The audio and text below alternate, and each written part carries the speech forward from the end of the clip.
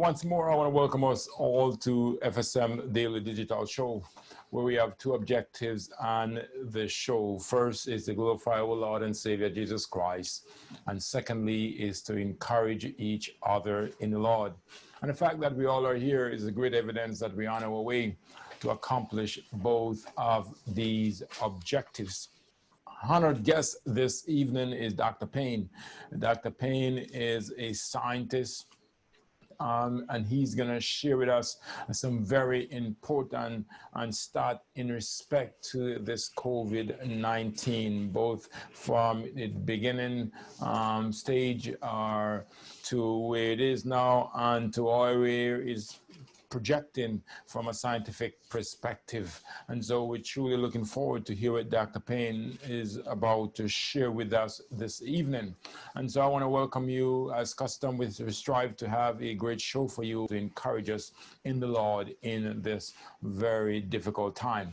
When Jesus was on earth, Jesus summarized the 10 commandments in two parts: love for God and love for our fellow man. And so we strive to accomplish both of these objectives on this show. And so I want to welcome us all again once more to FSM Daily Digital Show. So at this time now, we want to call up on our special guest,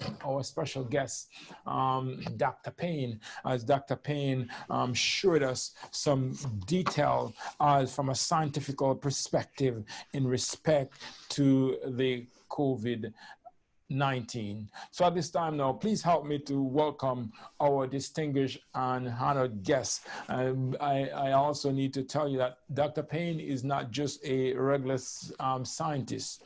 Dr. Payne has not just one, but three Ph.D.s. And so when he speaks with a lot of authority in respect and to scholarship. This time, please help me to welcome our honored guest this evening, Dr. Payne. Dr. Payne, please. The first thing that I have there is the coronavirus are a big family of different viruses. Some of them cause a common cold in people. Others infect animals, including bats, camels, and cattle. But how did the SARS-CoV-2 new coronavirus that caused the COVID-19 come into being? Here is what we know about the virus that was first detected in Wuhan, China in late 2019 and has set off a global pandemic. Experts say that the SARS-CoV-2 originated in bats. That's also how the coronavirus behind the Middle East MERS, the Middle East Respiratory Syndrome, and the Severe Acute Respiratory Syndrome, which is SARS. So they all started out similarly. SARS-CoV-2 made a jump to humans at one of Wuhan's open-air wet market. There where customers buy fresh meat and fish, including animals that are killed on spot. And a lot of the meat that is there is wild animals. Some of the wet markets sell wild or banned species like cobras, wild boars, raccoons, dogs. Crowded condition can let viruses from different animals swap genes. Sometimes the virus changes so much that it can start to infect and spread among people. Still, the Wuhan market didn't sell bats at the time of the outbreak.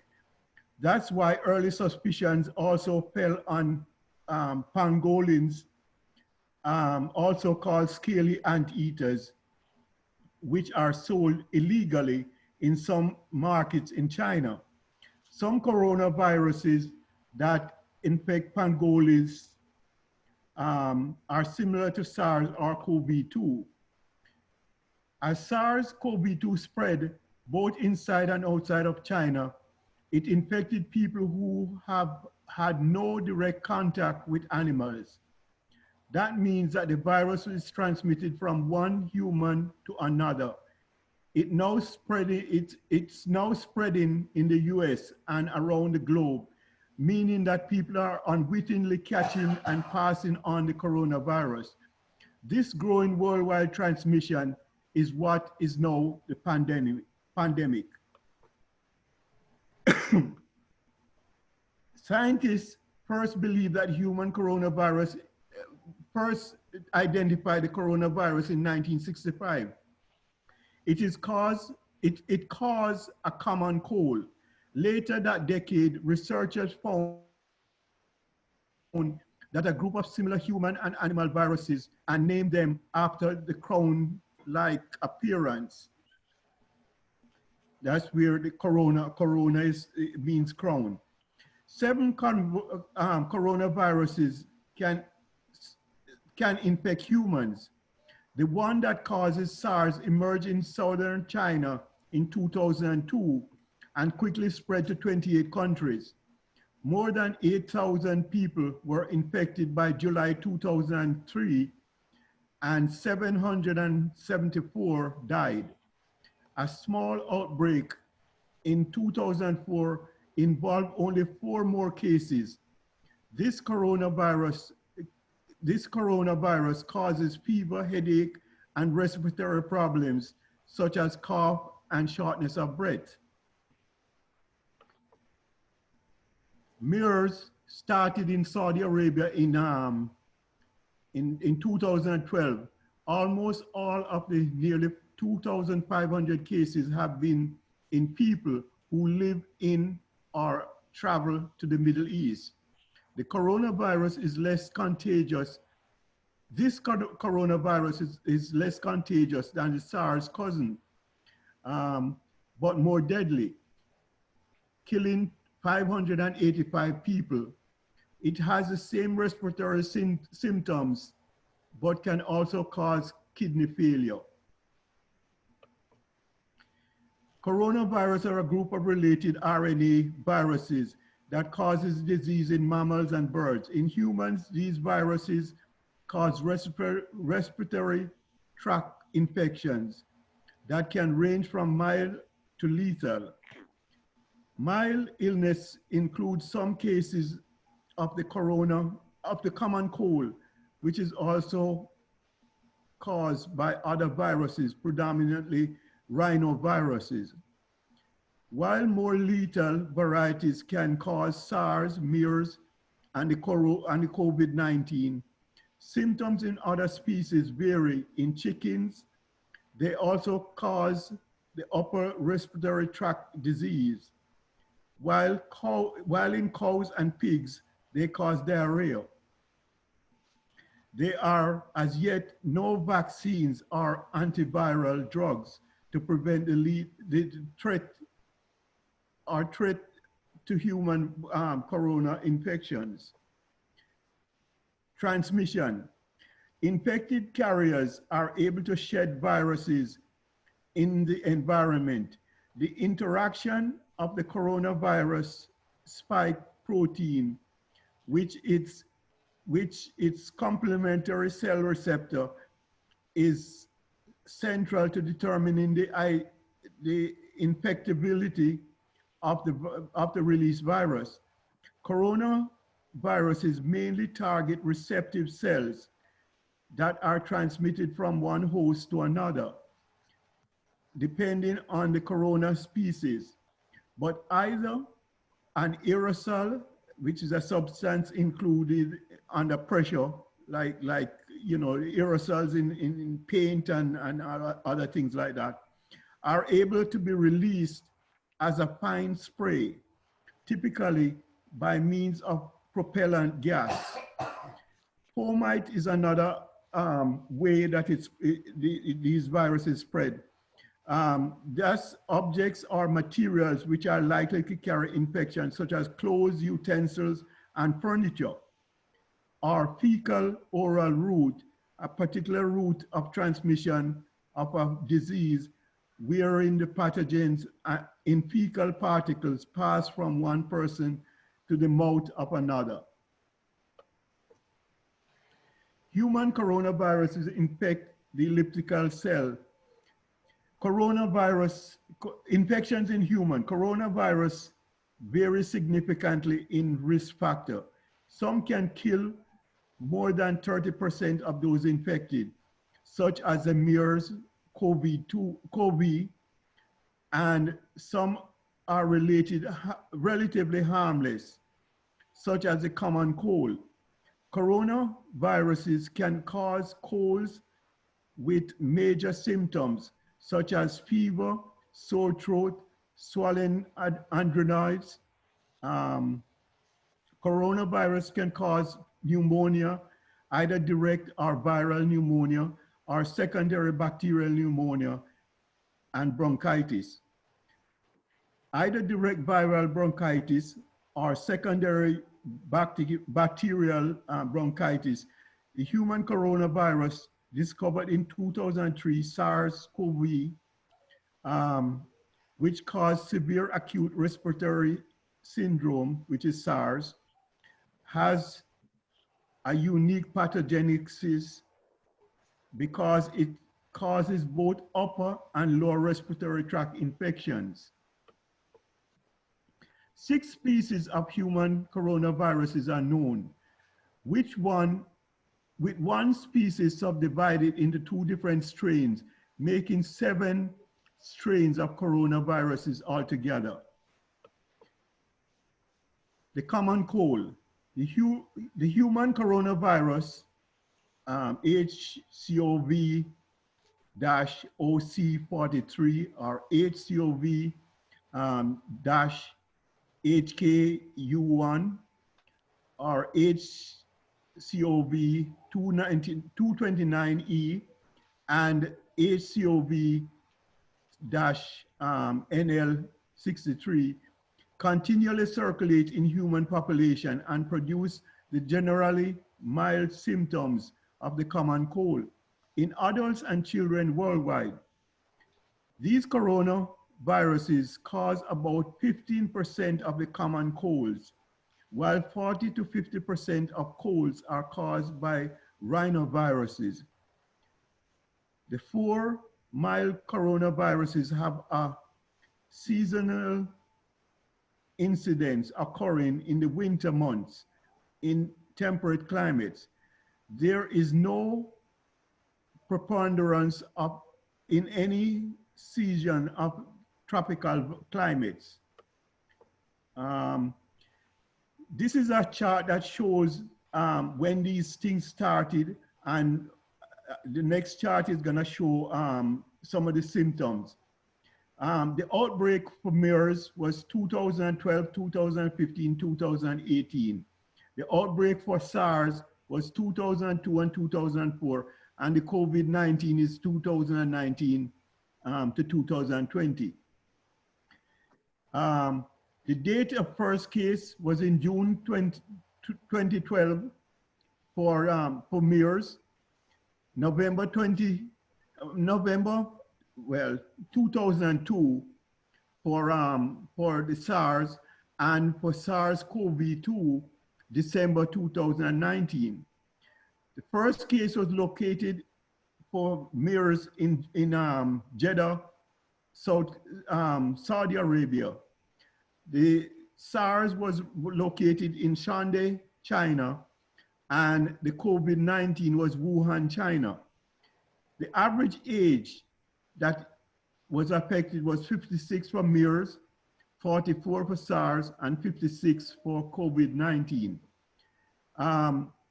It affects men 3.3 times to 1 for female in MERS. The SARS affected 0.8 male to meaning more male than female in SARS-CoV-2, and 1.6 to 1 for the COVID-19, which is the COVID-19. Confirmed cases, there was 2,494 cases of MERS. between 2012, 2018, and 2015 and 2018. For SARS, there was 8,096. And for the COVID-2, we have 14,507, 14,507,491. So we see how much more damage the COVID-19 has done compared to SARS and MERS. The deaths for MERS was 858. The death for SARS was 774, and the deaths at this time when I got this data was 606,173. Case fatality rate 37% for MERS, 9.2% for COVID for SARS, and 4.2% for SARS. The next thing here shows MERS caused 98% of it is fever, dry cough is 47%, dyspnea was 72%, diarrhea was 26%, sore throat was 21%, and ventilatory use was 24%. For SARS, it was 99 to 100% fever, 29 to 75% dry cough, 40 to 42% dyspnea, diarrhea was 20 to 25%, sore throat was 13 to 25%, and ventilator use was 14 to 20%. The SARS-CoV was 87.9% for fever, dry cough was 67.7%, dyspnea was 18.6%, diarrhea was 3.7%, sore throat was 13.9%, and the ventilator use was 4.1%. Let's go to the next slide. Coronavirus 219. In December 2019, a pneumonia outbreak was reported in Wuhan, China on the 31st of December 2019. The outbreak was traced to a novel strain of coronavirus, which was given the interim name of 219nCoV by the World Health Organization, later renamed SARS-CoV-2 by the International Committee of Taxonomy and Viruses. As of July 20, 2020, there has been at least 606. So this is dated 606,173 confirmed deaths, and more than 14,507,491 confirmed cases of COVID-19 pandemic. The Wuhan strain has been identified as a new strain of beta coronavirus from the group 2B, with approximately 7% genetic similarity to the SARS-CoV. The virus has 96% similarity to a bat coronavirus. So it is widely suspected to originate from bats as well. The pandemic has resulted in travel restrictions and nationwide lockdowns in many countries. Now, the way to prevent this thing is wash your hands frequently, use warm water and soap for 20 seconds, wash between fingers and under fingernails, avoid touching your face after touching gas pump handles, cell phone, doorknobs, etc. Stop shaking hands or hugging people. Don't share personal items like cell phone, makeup, combs, etc. Cover your mouth and nose when you cough or sneeze. Clean and disinfect surfaces like countertops, doorknobs, furniture, toys, etc. There are more precautions. Take physical social distancing seriously, at least 6 foot apart. Do not gather in groups. Avoid eating or drinking in public places, restaurants, coffee shops, bars, and other eateries. Food, utensil, dishes, and cups are also airborne viruses. So we can get it through food, through utensils, dishes, cups, and airborne viruses from other people in the venue. Wash fresh groceries. Wash all produce under running water before eating or preparing. Wipe down packages, boxes, cans, bottles with disinfectants before storing. Tips for prevention. Now this is a serious part of it. Wear a mask. I have here, please. In all public settings, schools, stores, offices, gyms, etc. Self-quarantine if sick. Call your doctor if you have any symptoms. Maintain social distances and avoid sitting, eating, or sleeping with your loved ones until you recover. Symptoms include, and I have a list of the symptoms here: dry cough, sore throat, fever, dyspnea, diarrhea, loss of smell, loss of taste, difficulty breathing, pain or pressure in your chest, blue tinged lips or face, confusion, hallucinations, drowsiness, and inability to wake. Now we're gonna look at what is actually happening here. And I have the red chart is the USA.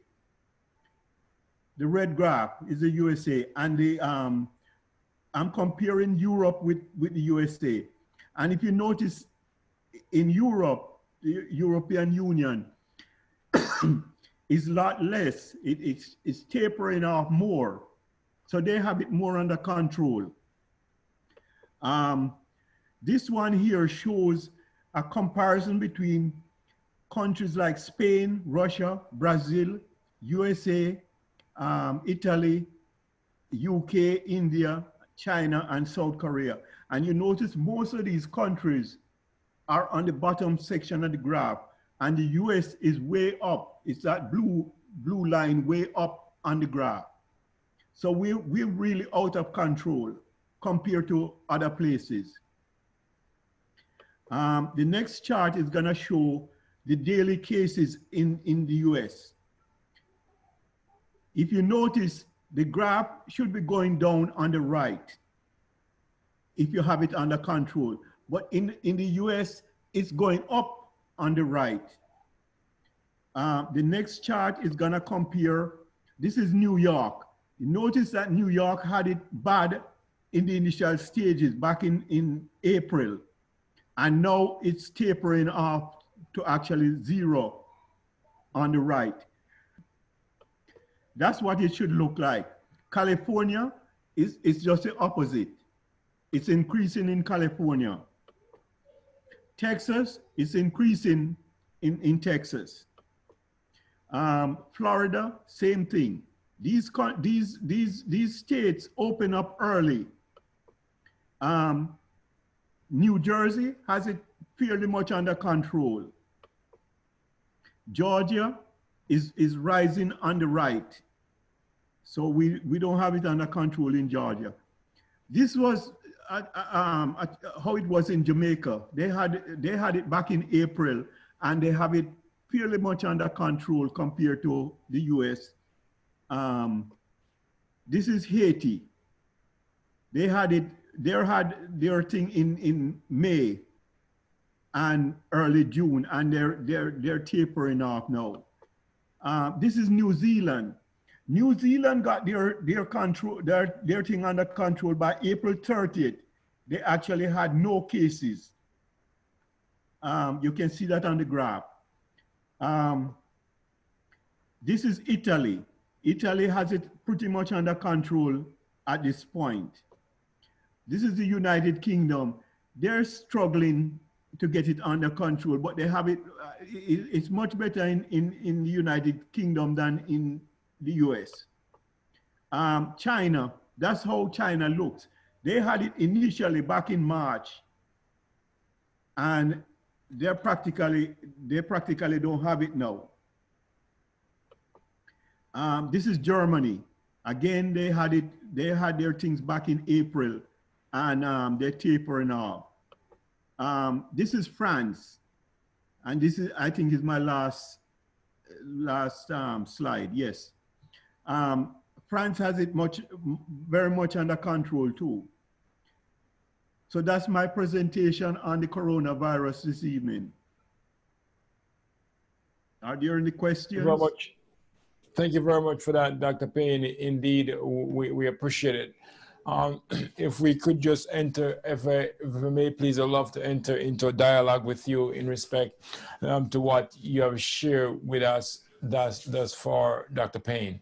And so, based on what you have shared with us, let's start from the graphs that you have shared with us, and we'll go back to the content of a presentation. Even so, start from last point and go back. Okay. If I may.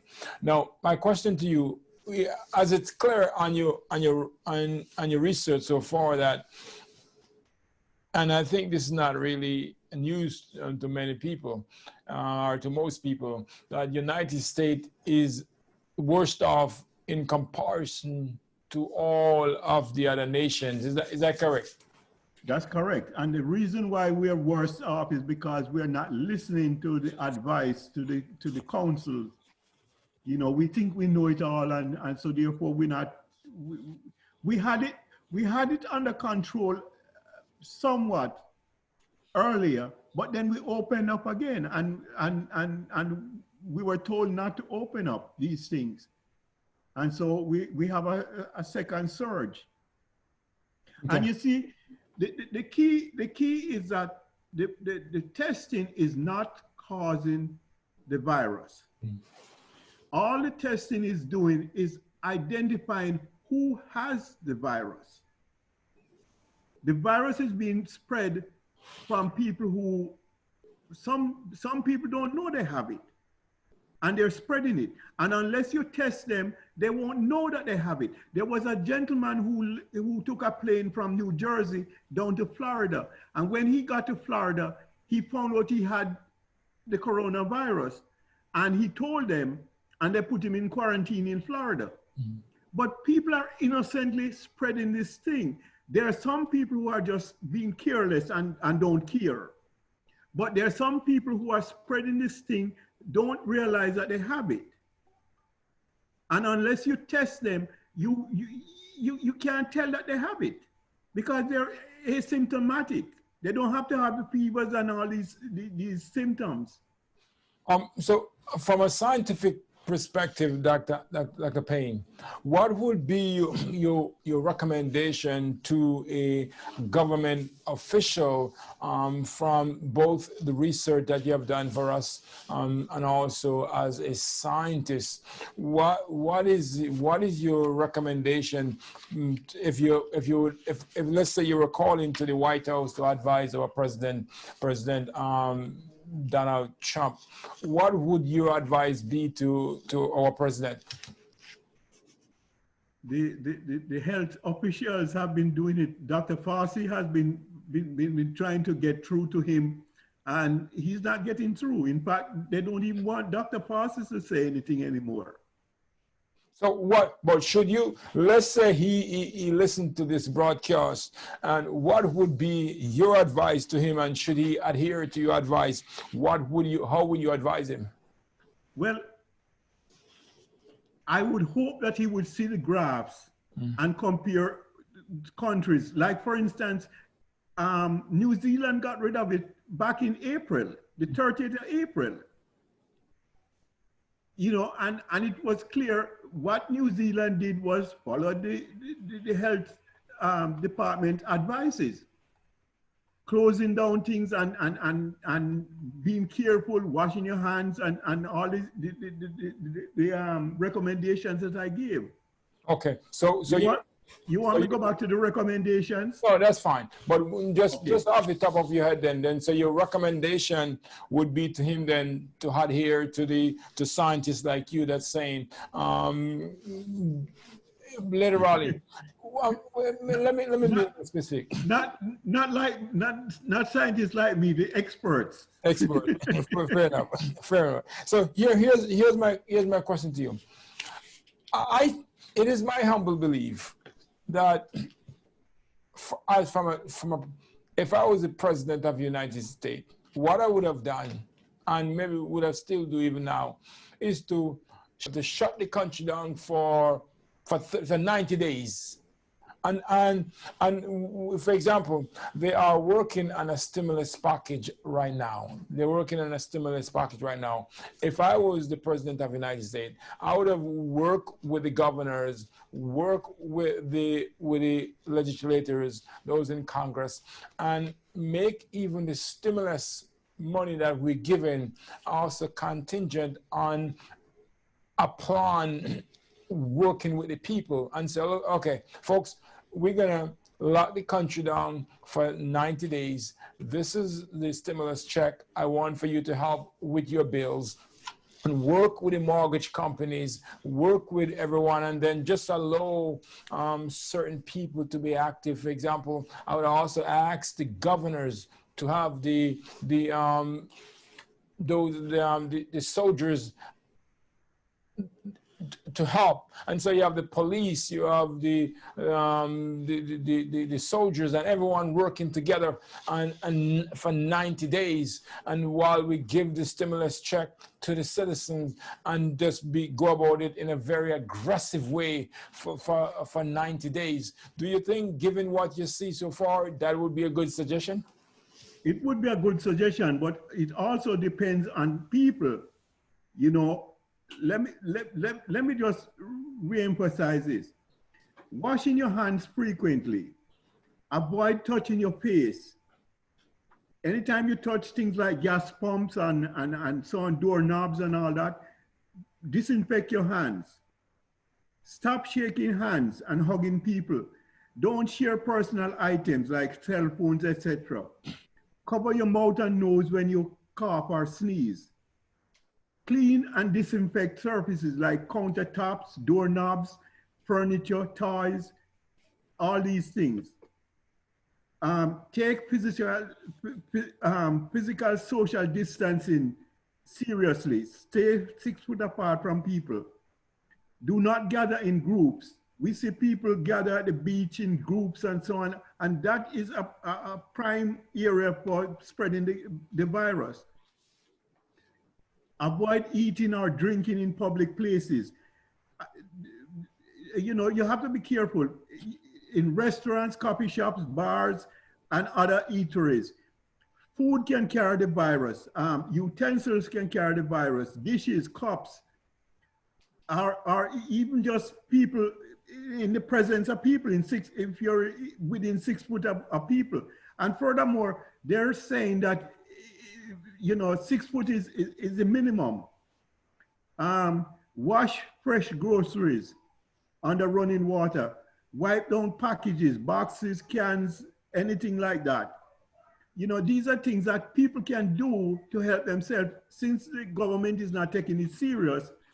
And that's not just, it's not just the president, it's governors and so on. I mean, our governor wanted to sue the mayor of Atlanta. Fair enough. But here I'm saying, Dr. Payne, in terms of, because you just never know. As you know, we read broadcasts, the show on various social media platforms.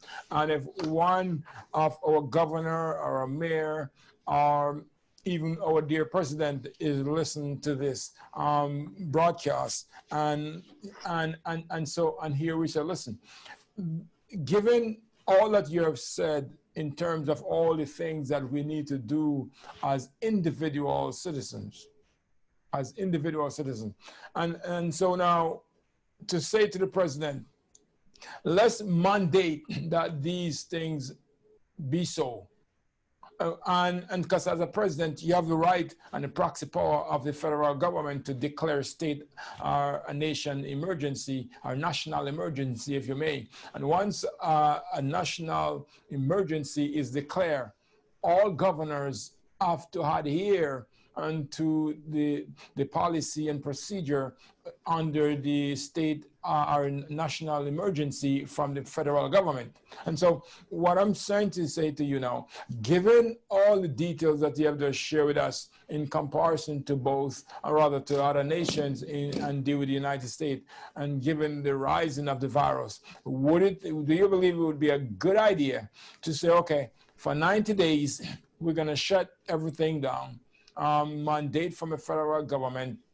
We're going to give the stimulus check to the folks and to the citizens. We're going to have all the National Guard in place from each governor working with each governor. So each governors will activate the National Guards.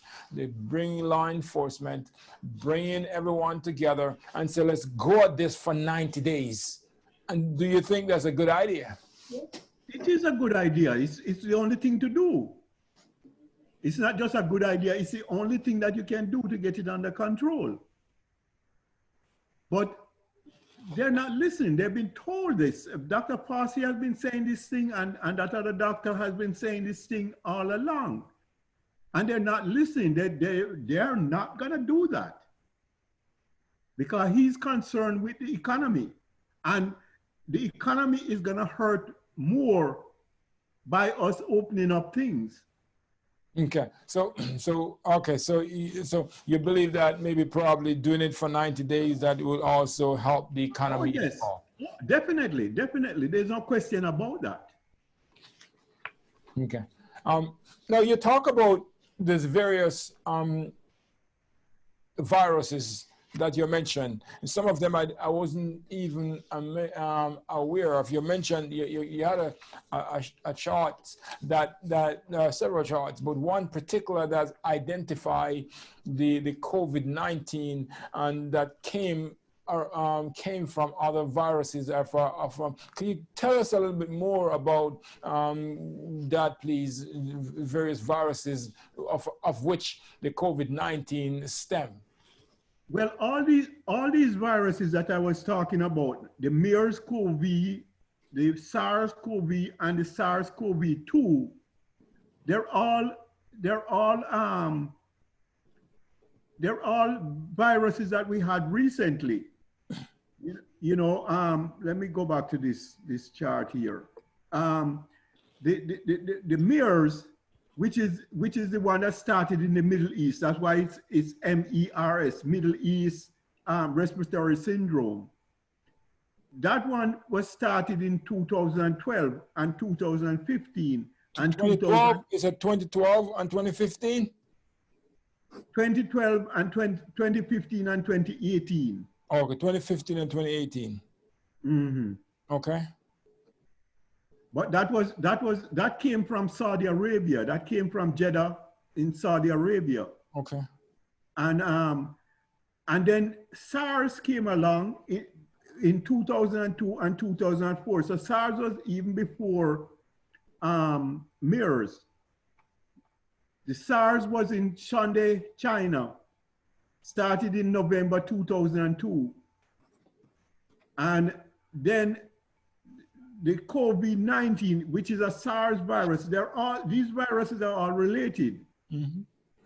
They're similar, but they mutate into different viruses, and they get more serious with COVID-19. So you mentioned the one that begins in Saudi Arabia. 2015 and 2018. Then you mentioned SARS that first in China in 2000 to 2004. Right. But what can you tell us what make the COVID-19 that begins in 2019, why is it so uniquely different and more dangerous and deadly in respect to those other viruses? Well, it mutates. Things mutates over time. You know, for instance, there are certain plants that you use weed killers on, or insects that you use insecticides on. After a while, they build up a resistance to it and they change, they mutate. So when something comes along and you find a solution to it, if it mutates, it changes itself. The virus is trying to protect itself. Okay. You know, the virus is a bacteria, it's life. So it does whatever it has to do to survive, just like how we learn to cope with life and in order to survive. The viruses do the same thing. They're living creatures. You said this COVID-19 mutate different from, so in other words, it change and adapt to, and as such is hard, it is more dangerous. So my question to you now, do you believe that this is man-made from a scientific perspective, or you believe that is something because of how, rather, do you believe this was made in a lab, as some believe, or you believe that this is because of those different wild animals that you believe that people were selling on the black market in China? I don't know, and nobody knows at this point. The point is that these things exist. We have thousands of bacteria in our body. You know, and when things change in our body, these bacteria take over. We have thousands and thousands, hundreds of thousands of bacteria in our mouth. So as a scientist, you're saying that you don't know if it was, your position is, you don't know if this COVID-19 was created in a lab or it was because of what was going on in China. And your position that you don't have any data to back it up one way or the other. That's right. And I know that bacteria exist. Mm-hmm. Normally, without people trying to create it or anything like that. Yes, there are wicked people out there who does evil things. But you don't have but you have no proof for it, so you're not gonna speak in one way or the other and say it was one way or the other. At this time, you're neutral as a scientist. That's right. That's right. Because there are lots of bacteria that exist normally. When you say bacteria, give us a little bit more on that. What is bacteria in respect to COVID-19? When you say there's a lot of bacteria out there in respect to COVID-19, what does bacteria have to do with COVID-19? Well, we get sick. As I did in the presentation before, we have all these bacteria, these poisonous things in our body, right? And if our body is not in good condition, this is why I use the example that if you have a cut and your body is not in a good condition, your body is what heals itself. So we go back to go back to the human body. The body is what heals itself. And if you're not in a good condition, you cannot heal yourself. It does not matter how much medication you take. For instance, I have diabetes, and if I'm not careful, I can get a cut and lose my legs. It doesn't matter how much medication I put on my foot. You know, people lose their limbs all the time. Okay. So this is why it comes back to we have to take care of ourselves. Our lifestyle is very important. Okay. The things that we do, the things that we take into our bodies and all this, some of these things destroy our bodies.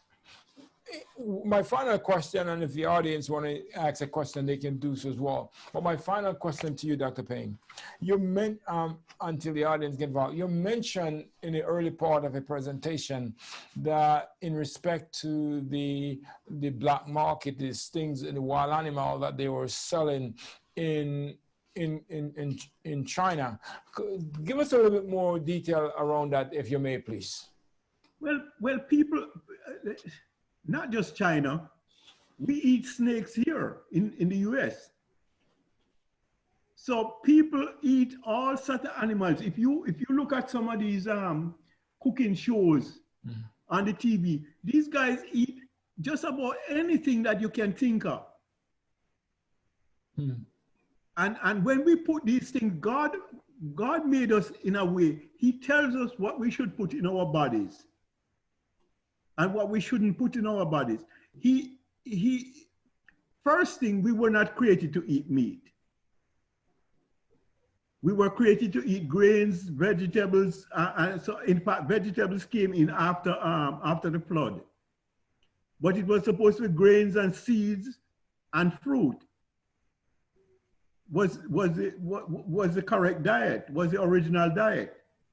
And then after the flood, we were allowed to eat animals and vegetables. So if we follow what God says, we will save ourselves from a lot of problems. That does not say that, because people smoke all their life and they don't die of cancer. But we have to be prudent in what we do. I appreciate that, Dr. Payne. At this time, does anyone have any question for Dr. Payne? Anyone of our audience that have a question that you'd like to ask? Yes, I have a statement and a question. Based on Dr. Payne, what you were presenting, I thank you for the presentation. Deuteronomy 14:2 and 12 and 18.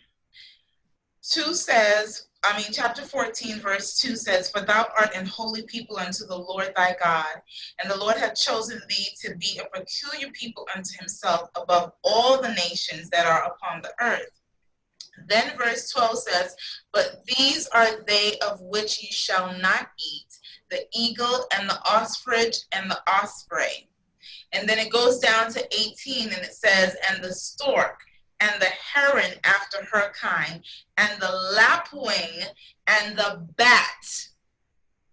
So when I saw that, I keep seeing bat was a food that they were eating, and somehow between bats and humans, something transpired. I was like, we were never to eat bat. So it probably was that it broke out in the lab, and someone who probably eats a lot of meat and they ate that, that's why it mutated and changed until it got to where it is in this point. But we're not supposed to eat these things, and I think sometimes the world doesn't recognize what the Bible is saying. They don't know what the Bible has said, so they suffer. It behooves us as Christians to share that, because sometimes people just don't know. And I remember there was a show some months back, or a year or two back, where this guy, he would go to different countries and he would eat anything. That's right. I can't remember his name, and I don't remember the name of the show, but someone says he did pass, and I was like, you're eating too many of these things that God said don't eat. So that's one. The other thing is that my mom always taught me, wash the cans when you bring them from the groceries. And I usually do it, but sometimes I fell off. But then one day, many years ago, in an email, I saw a story about how a person had died suddenly, and they couldn't figure it out. And they went back to all the things he ate, and they checked the can, and the can had the urine of rat. Wow. And so from the urine that was on the can, that I guess they didn't wash it before they cut it open and pour out the content. Probably got in his hands, in the food or whatever, and that's what they say killed the person. So religiously, I wash the cans because I remember what my mom said, but now it all makes sense. It clicks. So now the world is in this pandemic, and there you have to wash, you have to clean, you have to periodically clean, you have to take your time and do stuff because you don't know what can be lurking if you don't do it often. And last but not least, we talked about what we can do, and what the politicians can do. Is there anything else that we as Christians can do to help our brothers and our sisters who do not know, or they may lack something, so that we can share it with them? Well, we have a responsibility to share what we know to help people, because a lot of people, as I said before, there are lots of people who are asymptomatic. That means they don't have a fever or anything like that. And so they don't know that they might have the virus. And so we as Christians need to share what we know to help people if we care about them. One more question. Should a person, once they've, say for instance, a person calls you and tells you they checked positive for the virus. If you're told that you're checked and you go and take the test, should you return to work? Should you go to the supermarket? Should you go shopping? Should you do those things, or should you quarantine until you get the report? You should quarantine because you don't know if you have it. And that test the result is coming back in 2 weeks. That's ridiculous. You need to know when you take the test, you need to get the result right then and there so you know what to do. However, they're not giving a test that That's right. They're giving you a test that takes, I mean, I had a bout with it, not me personally, but someone was exposed, so I went and I got tested the first time. And it took them 4 days. Another bout has happened, and I took the test again. But it seems like they're taking longer to bring out the test. So, I mean, it's an inconvenience, but I'm like, I'd rather stay home and wait for the report than to go out and be among people and, like you say, asymptomatic. And I noticed that in your report, you didn't happen to mention a percentage of people who were asymptomatic during the pandemic. Is there anything out there that talks about that, how much the percentage is? I could look for that information, but I'm not aware of that information. This information is not readily available. This is why I put this thing together, because a lot of these people don't understand what is really happening. Even the graphs that I'm showing, I think the graphs explain it a lot better than you can do with words. What should be happening and what happened in countries that got it under control and all that. We're a visual type. We're a visual. Human beings are visual people, and we take in information better when we see it. And so I shared all these graphs to show what the countries who got it under control, what they've been doing and so on, and they've locked down and so on. And so they can open up now, and they're not having they're not having the increases. The increases is serious. One of the states had over 12,000 people yesterday.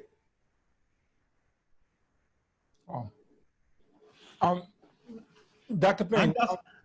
And that's 12,000 people who they tested. There's hundreds of thousands of people who are not being tested. So you can imagine that it's hundreds of thousands of people out there contaminated. So Dr. Payne, based on those stats that you share with us, this thing is serious. It is serious. It's very serious. So going back to what I mentioned, a recommendation, and that probably what needs to happen is that we shut the country down for 90 days and then work with our our police officer. I agree with you, but how do we as individuals? I asked this question before. We had a discussion earlier, and I asked this question. People were protesting, right? And I was saying that you can't just go out there and protest these things like that. People don't listen to you. It takes an organization. If we're gonna get this thing under control, we need to protest more, that something be done about it. So, as a scientist now, are you saying now, perhaps as citizens, we are being too passive in terms of That's right. Not demanding more from our government? That's right. Definitely. That's what Martin Luther King did. And we had a couple changes, civil rights changes.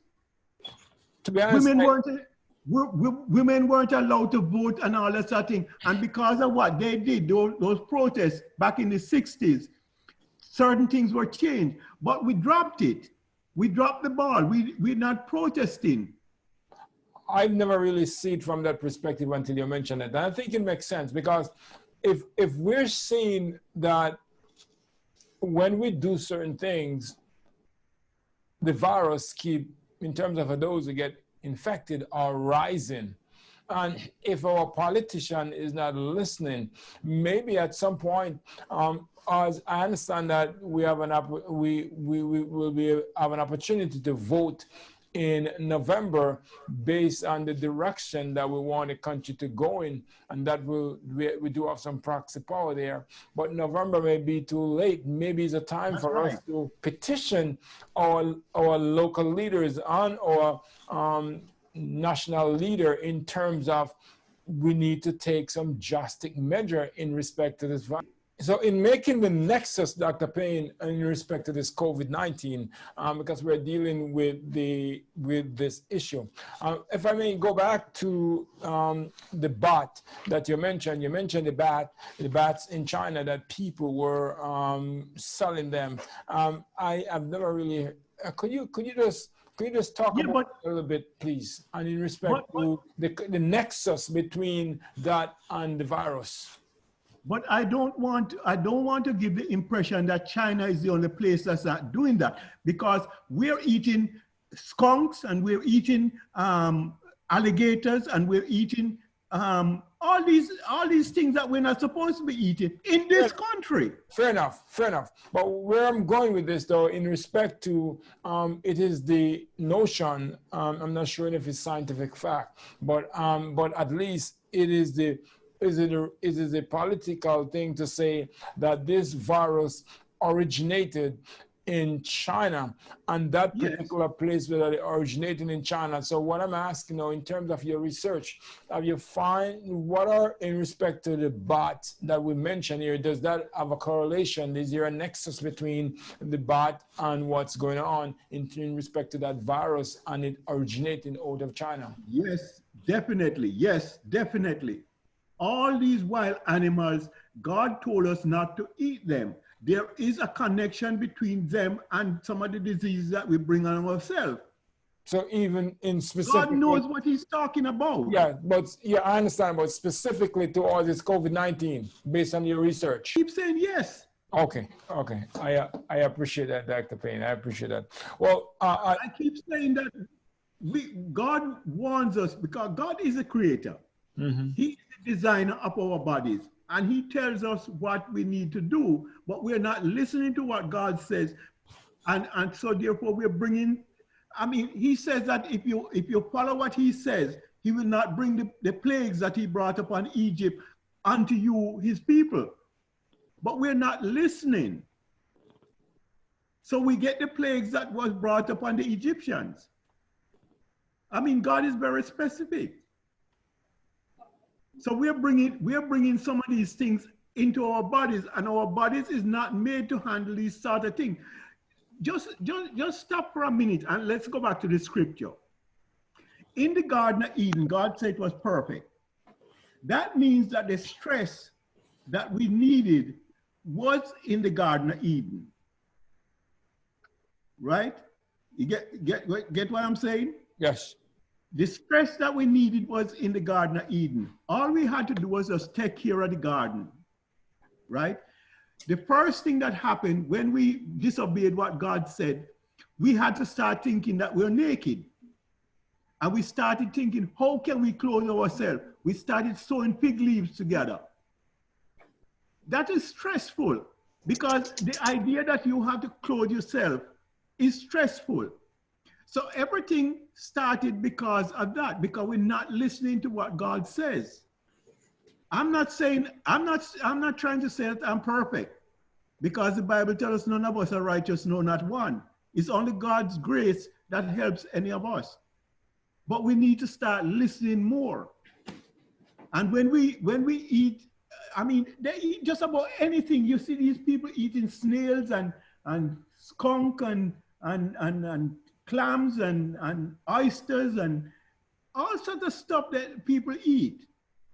Raw fish, uncooked fish, sushi. That's what it is, raw fish. You know, we eat all these things and we hurt ourselves because our bodies has natural bacteria in it. And if we put other things in it that and overwhelm the body, we're gonna get sick. Okay, and yeah, and that is your scientific analysis in respect to. That's right. And so you're speaking also about from a religious or biblical perspective, scientifically. Is that fair to say? That's correct. That's correct. Indeed, Dr. Payne, we truly appreciate it. And so, folks, based on what Dr. Payne have shared with us, is that this virus is still real. This virus is still deadly, and we are humbly, I think Dr. Payne agree with me that it appears if what we need to do as a nation is really, as a nation, we need to shut the nation down for 90 days. And in fact, in Congress, I understand that they're working on a stimulus package. We believe that that needs to be in a way that with the governors and the mayor, and focus and zoom in on this for the next 90 days. Now we need to have a concert effort between our president, our governor, our mayor. And we believe if they're speaking with one voice and leading us as a people, it is in our best interest. So may God help us that our president and our mayor and our governors, that they will adhere and do what they need to do to protect us all. At this time, I'm going to call upon Sister Mortley and to sing for us. But just before Sister Mortley sing for us, is there any prior requests among us? Hi, pleasant good evening. I just have a thought before I get into my prayer request. Dr. Payne, in respect to the children going back to school, what is your perspective on the children going back to school? And how would you address that to the governor or to our president? Because I believe that children can go back to school, contract the virus, take it home to their grandparents, and spread it to their parents. And it may not affect the children as much as it would an elderly person. So what would you say, or what do you have to say about that?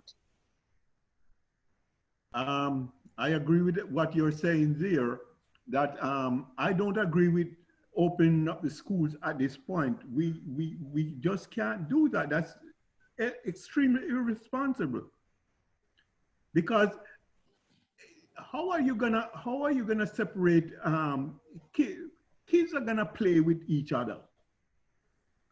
There is no way that you can have a bunch of kids and they don't want to play with each other.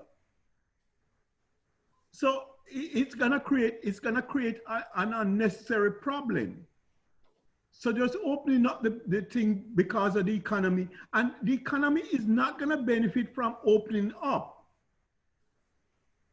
because people are still reluctant. People who are smart are still reluctant to go to the stores and so on. They go to the stores and they try to distance themselves and so on. There are people who are actually having coronavirus parties. And people are catching the virus at these parties and dying. I saw a story this morning.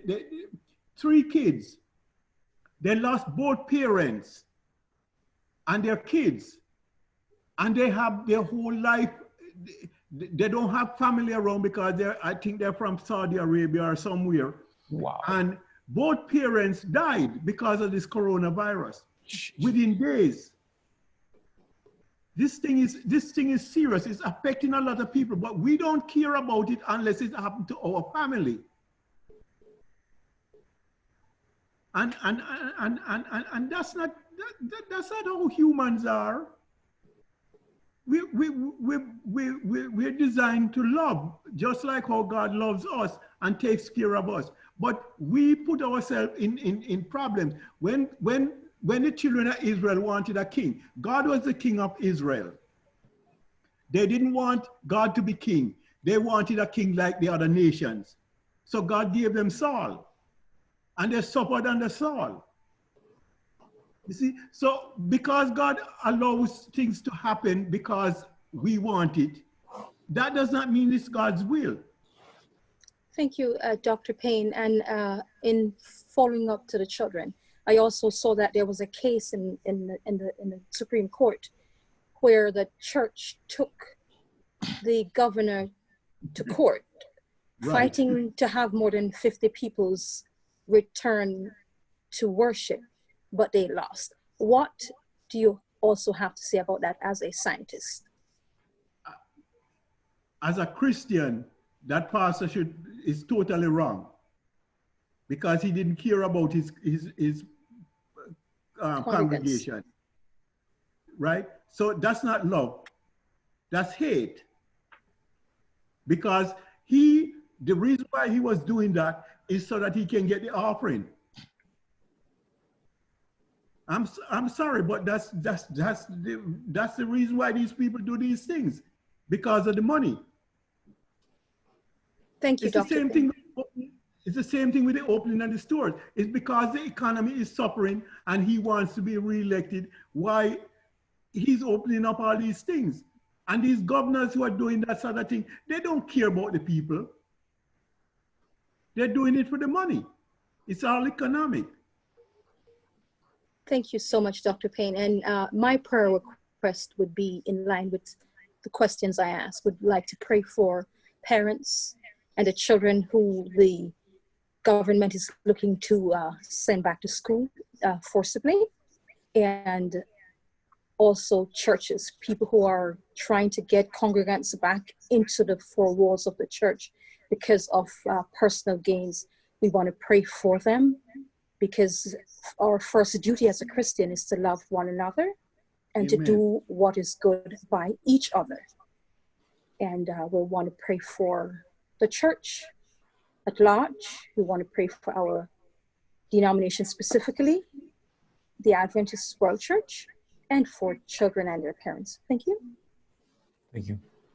At this time, we want to call upon Sister Mortley to give us special music at this time, and then we will enter into a season of prayer.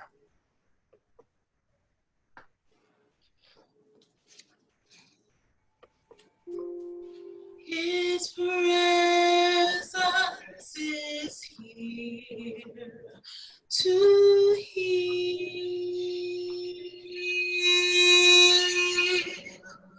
His presence is here to heal.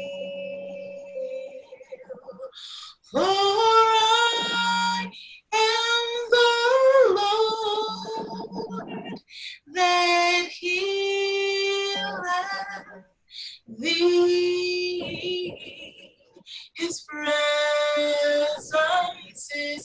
here to heal.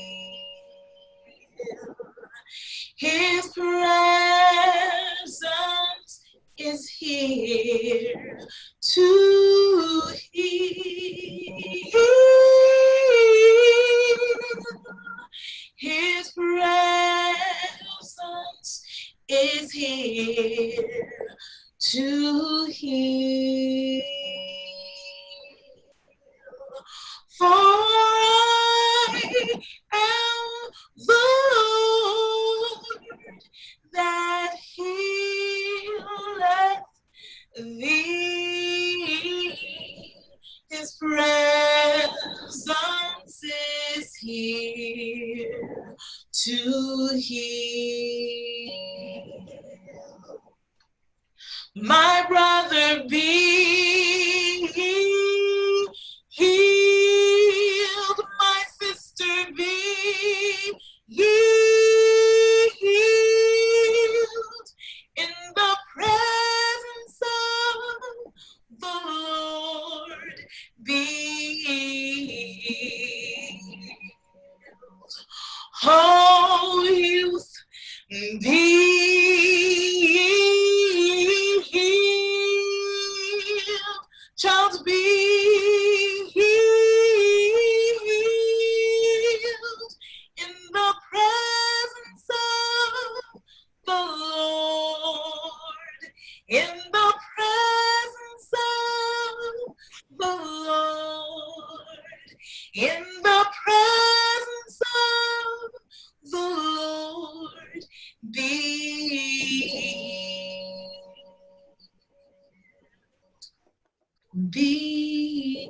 healed. Be healed. Heavenly Father and our God, clearly our nation need your healing touch even now. Clearly, oh God, this world need your healing touch. Father, but you will not do for us necessarily that which you've given the power for us to do for ourselves. So as such, oh God, I call upon you now that you will intervene in the lives of our president, in the life of our governors, in the life of our mayor, in the life of us as citizens. So Father, I pray now that our President Donald Trump, will put politics aside and do what's in the nation's best interests. I pray, oh God, that the governors will put politics aside and do what's in each state's best interests. Likewise for our local mayor. And us, oh God, as citizens, that we will do likewise, do what is the right thing to do by adhering to the rules that will keep us safe. But Lord, I'm not just praying for the United States, but I pray for the nation at large. Because this world is yours, and we are yours. Both us and the cosmos, including us, but the world geographically, where each president and prime ministers and governors or our king preside over a particular jurisdiction, is still your world. It is yours by creation and also yours by redemption. So Father, as Christian, it is our duty to pray for our leaders of the world that they may adhere to your wisdom, so it will protect us as citizens and also your cosmos. So it is upon this basis, oh God, that we call upon you, that you will help our leaders to do what is right in your sight. And Father, I want to pray specifically for parents as they are wrestling, and if they should go send their children back to school. Oh Lord, I pray that you will help us as parents to make those wise individual decisions based on our family structure and each school. Give us wisdom, oh God. And Father, I want to pray that we as Christians, that we will continue to do all that we can to adhere to whatever principle you have us to adhere to. And Lord, I pray that there's someone out there that this ministry will touch their lives even now. Lord, we also want to thank you for Dr. Payne and for him to come night after night and keep update on this COVID-19. And for this show to share with us the start of what's going on and recommendation. Bless us now, oh God. In Jesus' name I pray. Amen. God bless you. I'm looking forward for us to be here tomorrow at 6 p.m. sharp. Thank you. Night. Good night. Right. Bye. Good night, everybody. Good night.